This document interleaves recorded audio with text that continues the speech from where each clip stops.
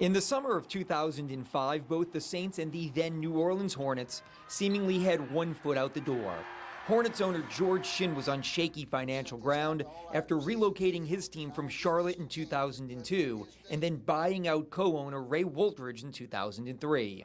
As for Saints owner Tom Benson, he was considering a move to San Antonio. Stanley Rosenberg, president of the Saints Board of Directors, told a San Antonio newspaper that Benson is interested in relocating the franchise.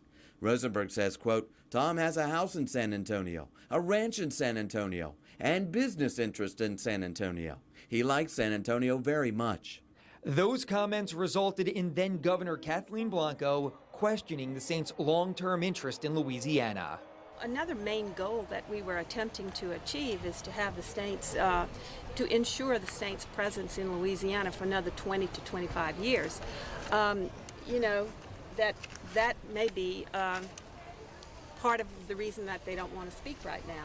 Maybe they don't want to make that kind of long-term commitment. But longtime journalists like Dave Lagarde and Brian Alley Walsh, two men who covered the Saints for a combined 70 years, never felt Benson's rhetoric pre-Katrina would become reality. That's what NFL owners do, trying to squeeze the turnip a little bit more. I always thought it was for business reasons. He was trying to get the best possible deal for himself. But Hurricane Katrina was a deal breaker. With the Superdome and the New Orleans arena decimated, the Saints and the Hornets had to temporarily relocate. George Shinn took his team to Oklahoma City. And while reports of him flirting with a permanent move to the Sooner State were persistent, he repeatedly visited New Orleans and said he would be bringing his team back. My goal is to very simple, do what's right. Tom Benson relocated his team to the city Saints fans feared most, San Antonio. And Benson's silence spoke volumes. In the weeks and months following the storm, he never committed to returning to New Orleans, leading fans and members of the media to assume Benson was attempting to leave New Orleans during the city's greatest time of need. I think that Tom Benson is a despicable man. I look at this situation about it being as close to irreparable harm as you can possibly find. The man's basically sabotaged everything here with the fans, with the media. He was getting buried by the media because of the whole switch and move, and we all understood as a business, he put a lot of money and a lot of energy in his franchise, and he didn't know what he was going back to neither. Mr. B, he didn't really tell us much because he didn't really know what the situation was, so the head coach, he couldn't tell us. No one actually knew. And then once we realized that, there's a possibility we won't even ever go back to New Orleans, then it was like, well, now I got to move again. And, I don't think too many people were happy about San Antonio. And no one was happy with Tom Benson. We had lost our house in New Orleans. We had friends and family that were suffering, okay? So here all of a sudden you have now a businessman that is using his team as a leverage point to try and strike a better deal or to even possibly move the team. Okay, yeah, I mean, that struck a chord. I got to be honest with you, I don't think anybody that was around them in the San Antonio situation didn't feel that way, okay? How could you do this?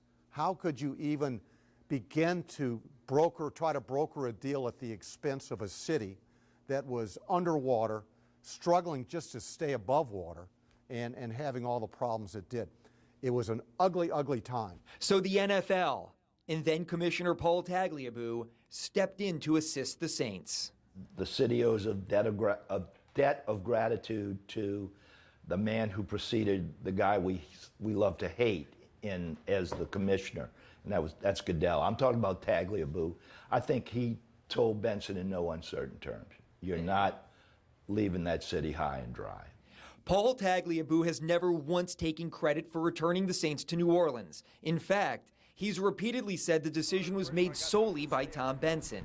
It just took Benson and his leadership team 4 months following Hurricane Katrina to officially announce their plans. Do you think you could have said something earlier, or is this timely in your matter to wait 4 months if you want to be a leader in the rebuilding? Well, I think the focus is on the good news today that we're coming back, not on what's happened. I mean, anyone can second guess anything that everyone has done, and everyone has second guessed what not only what we've done, but what every leader in the community has done. And once the Saints returned, No one second-guessed what Benson did.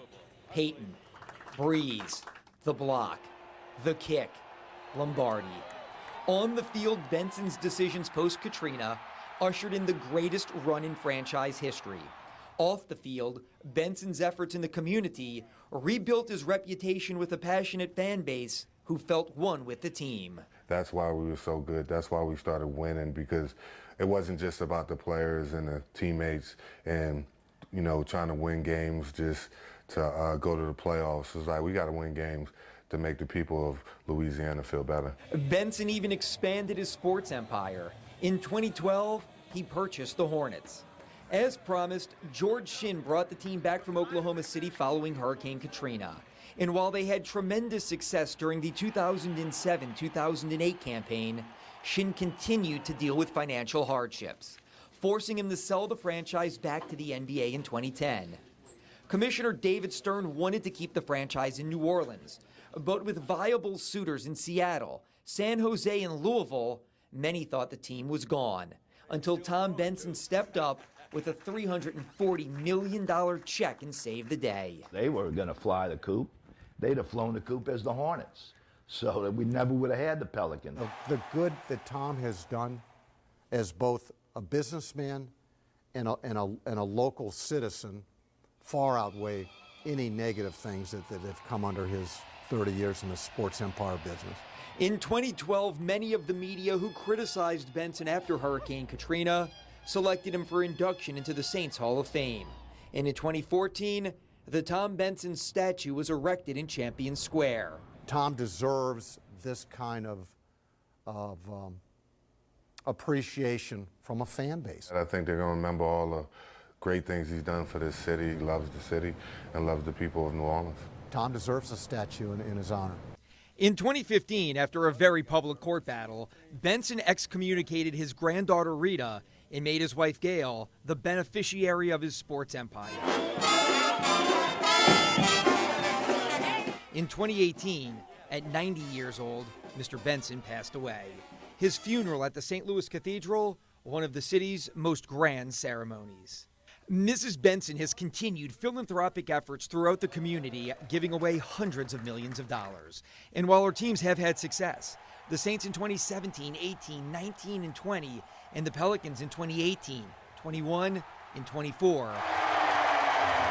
On the field and on the court, both franchises are currently struggling in ways they haven't since Hurricane Katrina.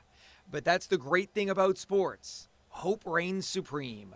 So hopefully the Saints and the Pelicans will get back to their winning ways very soon. I'm Fletcher Mackel, WDSU News. Good, and I think we're just going to make sure the TV cameras get